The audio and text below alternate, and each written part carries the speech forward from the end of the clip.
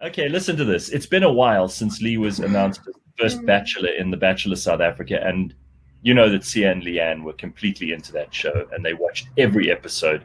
I saw one or two, and I tried to participate, but I'm not very good at watching TV. And I do know Lee. I met Lee a couple of years ago because he's a Pretoria boy like me. And now that the dust has settled, he can finally speak about the show and his experience on the show. He's also written a book. He's a businessman. We'll talk about his business a little bit too. And recently, he got a new girlfriend and a puppy, which he reckons is practice for parenthood. Mm. So, all right, dude, first of all, well done for finally getting to our show, like 2 years after you were on TV. Yeah, I thought I'd wait a bit, and make the anticipation worth it. No, well, we almost forgot about you, but thank God you managed to figure it. So, all right, Lee, first of all, your season of The Bachelor was the highest rated season, and it was really a big show in South Africa. They've tried to do more seasons since then. I don't know how they've done. How do you feel about the show with, like the benefit of hindsight and some retrospect? It's been really good. I'm very proud to be a part of a show that's done so well. Mm-hmm. As you said, it was one of the highest rated shows, reality shows of all time. And I feel very proud to be a part of it. But, in hindsight, there's a lot of things now that the dust has settled, and, that now that I've watched the show and gone through what I have, I do see things a little bit differently. And there may have been different decisions that I would have made and different choices that would have happened. Did you go into this? Because now you can say it without having to feel silly about it, and you don't have to. You don't have to promote the show, but did you really feel going into the show you were going to find true love and that you took it seriously, like you were absolutely in it for the right reasons? Or were you cynical, like I have always been about TV, and you were like, well, I'll do this. It's a fun project and I'll get some money and then I can carry on with my life afterwards? No, 100%. I was fully in there, committed to try and find a partner to spend the rest of my life with. That was my main goal. No doubt about that. What are you, retarded? You were. Yeah, we all have different views on love, but I think, just something I really wanted, and I just thought it was a great opportunity. I was so busy with work, and that was difficult to, relationships take time. So I thought this would kind of put everything else on hold, and I could fully focus on this relationship and finding a partner thing. And I really, Lee, if you're going there. If you're going there, then let's go there. There were 24 girls. Out of the 24, who do you think were like, yeah, worthy? I think I can't really comment on that. I don't want to make anyone upset. But the list, it was definitely my main focus to find love and find someone to be with for the rest of my life. Obviously, it had benefits in terms of exposure and business ventures, etc., which have worked in my favor. But it did take a toll on me mentally and emotionally after the show. So that kind of contradicted what I wanted from that as well. So I struggled a bit after the show, and probably up until only recently, I'm starting to get over a few things. Yeah, I think that a lot of people underestimate how a sudden flood of attention, like you're the kind that a show like that could give you. And if you went in with genuine, desire to find someone to spend the rest of your life with, as you put it, then you're bound to be disappointed, because TV is mostly nonsense. It's mostly made up, and they script things, and so much of it is contrived, and so much of it is them filming you when you don't know they're filming you, and then putting words in your mouth or making the girls do things that maybe they wouldn't do in real life just so they can make great TV, because it's about advertising. I mean, let's be under no illusions here. Television is an advertising business, and it's all about ratings and viewership. Correct. So what were the things that they made you do or say that you would go back and say no to now? Well, there were certain situations where I was manipulated, persuaded into selecting certain women and keeping them in the show, where I would have wanted that person out, for example. And that could change things, I think I should have spoken up a bit more and stood my ground a bit more. But when you're in that bubble, I call it the Bachelor bubble, you're so easily influenced and manipulated. It's hard not to go with what they're doing and what they're trying to make you do. So it was tricky at times, but, you know, I just stayed true to what I wanted, and it was my first real TV experience. I mean, I'm not an actor. I mean, I've done modeling, so that's probably the closest thing I've got to, you know, to being out there in terms of publicity and magazine work and that type of thing. But this is a whole different ball game, and I was so oblivious to the whole situation. I never really knew what to expect. I went in there with the best intentions. And I mean, you go through a whole bunch of psychometric tests and all that. I mean, I think you know a lot about reality shows, Gareth. And I think through that, they could see how they could play you and what they can and can't use against you, and how they can persuade you in certain ways and play to their advantage, which I think they did most of the time. And I think playing out stories that they know the viewers would want to hear and see. Yeah. And like, for example, there were, you know, every episode there seemed to be something mentioned about my family, and they assured me that that would be not be edited in the show, you know. So every time I went on a one-on-one date, which I never really had the choice of choosing who I'd go on the dates with, by the way, they would always ask me these questions about my family and that. So I thought, okay, you're getting to know someone, you're wanting to have a relationship, so you need to share these things with the person. And but the director did assure me that. Sorry, my puppy's being a bit naughty. My director show us the puppy. We've lost interest in you. Yeah. Oh man, what is that? What kind of dog is that? It's a Chow Chow. Oh man, that's a cute dog. What's its name? Skylar. My the name from the show. Skylar. Yeah. Such a little teddy bear. Yeah. All right, so what did the director do with this footage about your family that they were? So, for example, he guaranteed me that none of it would be aired or edited in the show. So I then kept on revealing these stories that the woman would ask me, which I found out later they were probed to do by production. And then every episode, there it was, you know, and it affected my relationship with my mother. I don't have a relationship with my father. I don't really know him and all these things. So just, you know, it kind of just was a big disaster at the end. Have you and your mom patched things up since then? Because it must have been painful for her to have heard you talking about like how you had difficulty in your family. I mean, who wouldn't do that on a date? You know, you try to be honest with people because you're trying to connect with them. Precisely. So initially she was hurt and sad, but I think she understood and she saw what they were doing. So she looked past that and she has moved on from that and she understands. Wow. Okay. And you didn't say anything on there that wasn't true, but some of it must have been hurtful.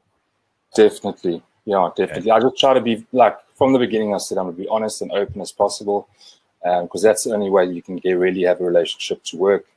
And that's just me. I just promised myself from the beginning of the show, I'm going to go on there, be me. People can like it or leave it. And but they did make certain promises and commitments to me, which they did not follow through with. And it's caused mental health issues after the show. You had to deal with some mental health issues? Yeah. Okay. Yeah. That's nice and honest of you. So did you actually fall in love with any of these girls? Towards the end, yeah, I fell in love with the last two. And I know it's a short space of time to fall in love with someone, but you must remember they create these scenarios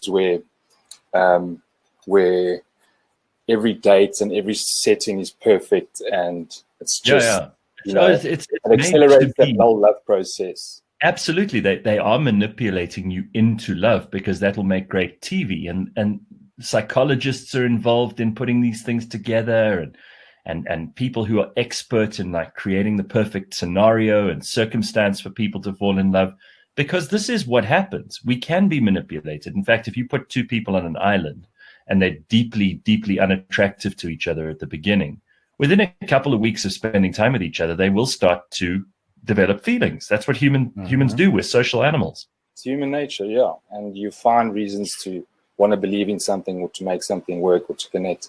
And I mean, you're given those 24 to work with, and that's what you got, you know. So yeah, like, even though you did say they were quite low quality. I didn't say that. I just nodded. All right. No, so not all of them. It's just I think just after watching the show, when I say low quality, I mean in terms of things that I found out about a lot of them, because before the show I knew absolutely nothing, and then rumors and false rumors that were spread made me believe that these people some of them are actually low quality. in terms of their mannerisms and personality. So that you discovered after. No, but you discovered that after the show. Yes. I mean, in the show, you don't know any of the ladies from a bar soap. And then you watch the show afterwards. You see what they say behind the scenes, which you never really you never really know about until you watch the show. And then, also later on, you find out things and you see who's been saying what. Yeah, gossip. People can gossip. And listen, these girls are in competition for you on the show, which makes a whole different dynamic. You know, when you go out as a single guy and you try to find a girlfriend or you start a relationship with somebody, they're not competing with 24 other people who know that they're competing. That really raises the stakes. So were any of these girls a real turn on? Were there any of them that you thought about when you weren't on the show and played with yourself? Were there any of these were there any of these women who really I mean, were there any of these women who really turned you on? There were. Because you can't have a physical relationship on the show. Like you guys weren't allowed to go off to the bedroom and have sex with each other. And for most relationships, that's part of it, right? Yeah, of course. You know, any relationship, there's physical contact and that involved. It's part of a relationship. But, you know, which was so frustrating and difficult to form these relationships and make them stronger was the only real time we got to spend with each other was when the cameras were rolling. Once the cameras were done rolling, we were torn apart. And absolutely, it's a handful of hours and with some even minutes that you get to spend with them, and you have to make these choices at the rose ceremonies to either select them or not select them. It's really difficult. Sometimes you are thumb sucking, and other times you're being persuaded by production to choose this one and not that one because it plays better into the story that they have in their minds. Okay, so the show's over now. There are a couple of questions. I mean, Kerry wants to know, she's just sent a question now. How long did the relationship last after the show? That was with the girl. Who was the girl who won? Yeah, you remember, Gina. Okay, Gina. So how long did that last after the show? Well, we saw each other for about a month or so. But I mean, it had to be very secretive, you know, so... Why? You started your relationship on screen. Why did you keep it secret? No, but it was between after the filming had wrapped and then the final hadn't aired. Oh, right. Yeah, so exactly. Yes. Okay, I got you. That's what Sierra's saying is so we wrapped up filming 2018 December, and then there was a break, and then 2019 February the show aired. So I say up until that time, it was really tricky for us to see each other, even up until towards the end of the show, because, you know, you don't want to give anything away. So it was a lot of secret visits and all that. And, you know, things were right in the beginning, but then they got off to rocky starts, you know. Then the rumors started happening, and then Mnet would tell us not to see each other. And then the pressure of the entire show just started coming, you know, together and fell down on the relationship. And I must say I was also really confused at one stage because Yuzan, who came second, I was really, you know, it was really close between the two. You can say 49% to 51%. And I literally woke up that day still a bit indecisive. And, but yeah, it was really tricky. So what happened after the show was she actually wanted some closure. So she asked Yuzan, the second finalist, she asked me to come and see her and just explain why. I thought this was a bit of now I realize later it was a bit of a setup actually. And I told Gina, like, listen, this is what she's asked me to do. And I'm going to go and see her. Is she right with that? And, you know, just for some closure out of respect. I even went to go see her father and that type of thing, which was really tough. But I thought it was the right thing to do. And yeah, it actually made it worse because then, you know, breathed sparks and things and caused a bit of confusion. But yeah, it was difficult because Gina wasn't really, and she stopped speaking to me. So it was just it was just a really big stuff up in the end and a lot of confusion. Especially with Mnet, like we're trying to handle the relationship by controlling, telling. Yeah, you got like PR people getting involved and all that kind of thing, right? Absolutely, it's the PR they involve because they want things to to play out the way they wanted to. So. Ruth wants me to ask you, what was the biggest lesson that you learned from the experience? The biggest lesson: don't date 24 women at once, ever. No. That would make sense. So polygamy is not in your future? No. I've done lots of research on YouTube. It doesn't work. So Sergio says, I used to see Lee in Melrose Arch quite a lot after the show. Was that where you used to meet with Gina? Your secret location? Well, it's pretty much doesn't sound much of a secret, but no. No, for example, I was staying at the Michelangelo throughout the filming of the show, and then the mansion was just down the road in Sandhurst. So we would see each other after the show at the hotel, because I stayed there for an extended period after the show as well. And then I moved into an apartment, and then we would see each other briefly until. All right. Well, there are probably lots of other things that that people will want to know about the show, but you've actually written a book. Yeah, halfway. Okay, you're busy with it, and you have subsequently you got this puppy, which is good because you need to be a responsible human, and this is a great way to learn those kinds of things. And you've got a new girlfriend, and you've been very careful to protect her identity. In other words, this is not a public relationship like the one that you had on TV, and you're trying to be respectful and maintain a bit of privacy, right? Yes, definitely. I mean, it's quite a contradiction to the situation I was in with The Bachelor. She's personally asked to remain anonymous, and I respect that, and I think that says a lot about her as a person. And I can understand why. I mean, you've seen how cruel the media can be, and I don't want that role for her.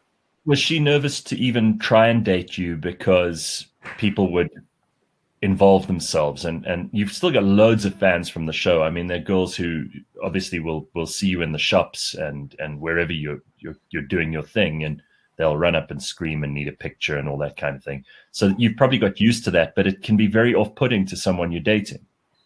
100%. But, this is why in the beginning, before we started dating, actually, I sat her down and we had a chat about all these things, because I just wanted her to know what she's getting herself into and what to expect. And she's very mature. She is older. She's turning 37 this month now. I'm 31. So she handles things differently to what a 23-year-old or 24-year-old would. And she understands that. And then at the end of the day, I just try to remind her that, remember, I'm here with you, and that's all that matters. And, no one else matters except you. It sounds like a rose ceremony all over again. Sia was he pretends now, but he was such a fan. Like, he just loved that show. He would I am into it. I still remember that off-the-shoulder champagne dress that Gina wore at the finale, and your blue suit and the tense emotion. Oh, please, I'm in it. It's so weird. So I didn't even know that you were going to be on the show, and they were auditioning people for The Bachelor, but I'd known Lee before because we're both from Pretoria and we had mutual friends. I think we met at the guest fashion show the one day, actually. If I was ever at a fashion show, then you remember more than me, because I've been known to fall asleep during those. Either way, it was quite funny because I saw you on TV, and I saw them building you up and kind of telling the story and all the rest of it, and I'm very suspicious of TV because I've seen it from the inside, and they always say if you a really big fan of food should never go into the kitchen to see how the sausages are made, and the same goes for television. When you're watching it as a viewer, there's a lot that happens behind the scenes that you shouldn't really know because it spoils the fantasy. And for many people, watching a show like The Bachelor is a fantasy. It's for a lot of the girls, it's this fantasy of meeting this great guy and being in these romantic situations and competing and eventually getting your man and, true love and all of that stuff. And for a lot of the guys, I mean, I was talking earlier about two of my friends who I've been trying to hook up with, almost any girl I know for the last couple of months, and it's just not working. So for a lot of guys, it must be so exciting to be pursued by 24 women, and you get to choose, and they're all beautiful, blah, blah, blah. But it's really, it's kind of bizarre. It's just such an unnatural situation. It's extremely unnatural. I went in there thinking I'll probably only fall in love with one person. but actually I fell in love with 2. And I thought the rose ceremonies and letting the ladies go would be easier than what it was. But that was the toughest parts for me, like the rose ceremonies. Having to say goodbye to someone and then find a reason why.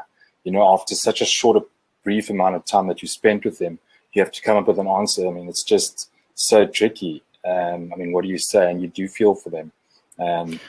You mentioned you had some mental health issues after the show, and I think that's really brave of you to bring up, because many people think, oh, well, you know, once you're famous, life is going to be a breeze.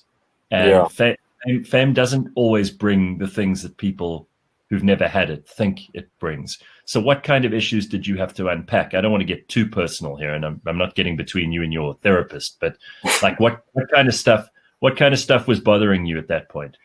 In my book, I'll go into the truth behind the rose. I'll go into a lot more detail about the issues that I faced and the manipulation, the lies, and the deceit that went on within the show, as well as my childhood and the situations that brought and led up to the show, which caused these mental health issues after the show.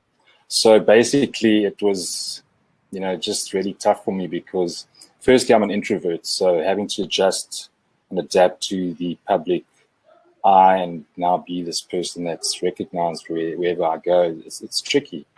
Although COVID has helped a bit with the masks and that, you know, but I've adapted to it, and the modeling has helped as well to prepare me for it, you know, just working in front of the camera and people.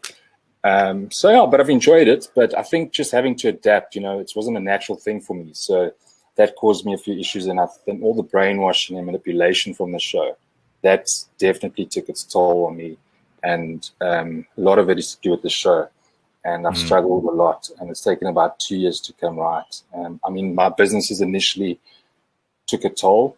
You know, I wasn't able to efficiently and effectively. Tell us what those businesses are. So I have a cleaning business called Clean Smart, commercial cleaning and COVID-19 disinfecting. And then I have obviously the modeling. So I struggled with staying in shape. You know, you just didn't have the motivation to get out of bed in the morning and get to the gym, for example. And then also I have fitness retreats, which we have our first one coming up now in December the 5th and 6th. But I'm back on board now and I'm back in action. But yeah, I did have to go see psychologists and psychiatrists. And after some time now, I've started to get right. And it's good that you took that seriously. I mean, we talk on this show a lot of the time about how people don't take mental health seriously, and you know, especially men, we tend to think that it's a sign of weakness to seek help on these matters. And it really is essential that people look after their mental health like they do their physical health. I mean, you looked at yourself in the mirror and you decided you needed to do some exercise, and you would do the same with your brain if you thought that there was something, or your heart, there was something that was bothering you that you needed to sort out, right? Of course. I mean, if your mental health isn't where it should be, then how can your physical outer health be where it should be? I mean, it all starts in your head. And mental health is just as important as your physical health. It all falls under the same umbrella. And, you know, it has been tough for me to speak about it openly like I am now. But I feel like it's a brave thing to do. And I want people to know that it's okay and how you can overcome it. In my book, I will be speaking about how I've overcome it and what you can do to overcome it. And you can be strong. And actually, you know, when you fall down, you get back up. And if you can get back up from that tough situation, you can come back stronger. You just need to use it in a positive way. Yeah, all right. Stop with the motivational shit. I'm not interested. All right, how about this? Sergio wants to know, do you regret doing the show? Like on a balance of 100%, do you 50% regret it and 50% appreciate it? Or have you come to a realization that it did you more good than bad around? 100% do not regret doing the show, because firstly, my intentions were just so true, and that was the main thing. And secondly, although I took quite a big dip for 2 years, it's now made me stronger than ever, and there's nothing that can stop me. So that healing that's occurred has just made me stronger and a better person, and I don't think I would have been there without the show. So even though it's caused hardship, I've learned from it and grown from it. So I don't have any doubts or any regrets, excuse me. Are there any of those girls you still talk to? There are a couple. Yeah, I have a few friendships with some of the ladies, and we throw the odd DM. Any of them ever sent you a nude? No comment. Oh, okay. Nice. That is the comment, I guess. No, I'm joking. All right, very nice. Well, listen, dude, I'm so happy for you that you found a girl who's, looking for the right things, and you're in this for the right reasons. That it seems that business is back up and running, because everybody, I think, took a huge knock with COVID. And I think a lot of people were very down. But most importantly, I'm glad that you got your head and heart sorted out, because everybody thinks that, when you look the way you do, that you're some kind of superhuman. And we all have weaknesses and foibles, and we all have things that we could learn. And many of us don't take our mental health seriously enough. And I think it's a great example, and it's brave of you to talk about it, especially because there are people who will try to ride it out, and they will try to say, oh, well, I'm better than the average person because I can handle these things. It's just not true. Everybody has weaknesses that they need to confront, and only by confronting and overcoming those weaknesses can you get better. But well done to you. Absolutely. Thank you so much, Gareth. And yeah, hopefully this can just set an example for everyone. And, no one's perfect. And people, as you say, they look at you and they think, okay, they judge you, and they have the stereotype on you, and that you are untouchable and nothing can ever go wrong. But you're a human at the end of the day. No matter how you look or what you do, you are human. Yeah. And issues occur, you just need to handle them the right way. And what is the thing that irritates you the most that people ask you or talk about with regard to you? What is the thing that drives you crazy, that still gets you irritated? Questions about the show. Anything about your life, the show, your business, whatever it might be. There's certain things that just annoy you. Yeah, something that hits the nerve. Yeah. When people ask me about my family. Really? Yeah, that hits the nerve. It gets frustrating, because this thing is like, people ask those questions because they actually selfish and wanting to know those answers for themselves, not really thinking about what's in your best interest and what it's going to do to you, or how it's going to affect you, in terms of your emotional state. So it's a bit, I find that to be a bit selfish sometimes, depending on where it's coming from and who it's coming from. But if it's just a random stranger, then it does annoy me, especially on social media. Yeah, social media is just a swamp. Stay away from there as much as you can. Elaine says, my daughter was in the run for the show, and I threatened to disown her if she went on the show. Of course, there would be psychological damage. Your life will be changed forever. So Elaine, a good mother, keeping her daughter off that show. Good mother, very good mother. Yeah. Leanne and Sia, I know you've got some questions. We've got like 2 minutes, and we've got to get to George. What do you want to know? Hi, Leanne. Hi, Lee. So the thing for me is, and it sounds like a silly question, but every single Bachelor show that I watch, or Bachelorette show. She watches all of them. Yes. All of the international ones, yeah. Is how do you remember all of their names at that first rose ceremony? That's a bloody good question.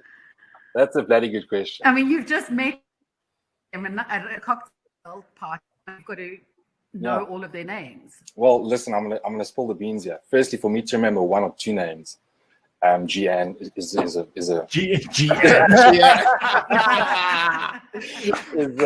already, and Kia, it's already a good start.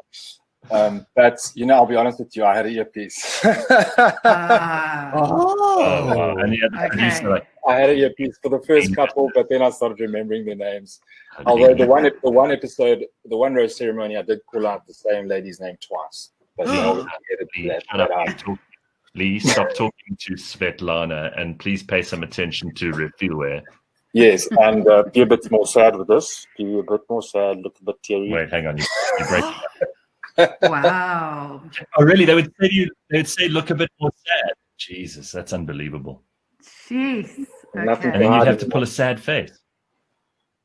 Well, most of the time it's true. Right, but Sia, you go. Well, because they knew that's when they needed to add in some piano music in the background. Lee, this is just almost a production question. How long was the shooting overall? The filming process was about just over 2 months. So not very long at all. I mean, you don't get to know someone in 2 months, but okay. Yeah. Especially considering that you're only really seeing them and speaking to them once you on camera. Right. Sure. Yeah. Okay. Well, I still, don't want to know too much more. I want to know the fantasy. You know, Yeah, that's we the want to thing, keep the romance alive. Yeah. you know, you're actually a really sensitive soul, and I think that it's good that you're writing this book, because there are people who should not be on TV, and I'm not saying that you were bad. You were obviously very good at it, and the show did very well.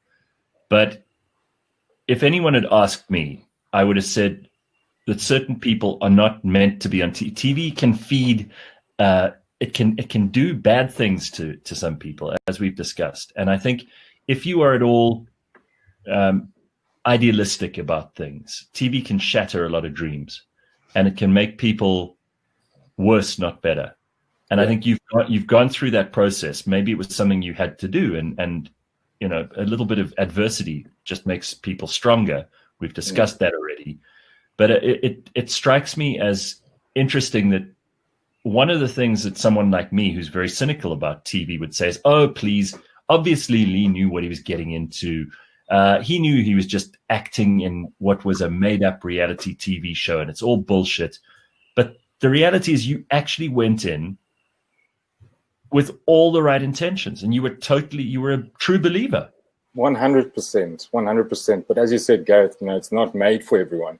And my book, The Truth Behind the Rose, I wanted to help people, and it can potentially save lives. Just mention the name of your book again. The Truth Behind the Rose. The Truth Behind the Rose. Just plug that again. Which one? What? I was writing it down. I only got half of it. The Truth Behind the Rose. All right, very good. Listen, dude. Yeah. Have a happy day. Thank you so much, man. Yeah, thanks for talking to us. I know it's taken like 2 years, and maybe in future, if you're in any other projects, it won't take you so long to come and talk to us. We're by far the most interesting show. I mean, there's no way you would have had this conversation with any other morons in media. So well done, and it's really cool. Yeah. And good luck with all the future endeavors, and tell that new girlfriend that we say hi. I will do. Thank you so much for having me, Gareth, Sia, and Leanne. There we go. Very good. Yeah, it helps. Thanks so much, guys. I appreciate being on the show, and keep up with you. You be good. All right, nice to see you. There we go. Guys. That's Lee Thompson.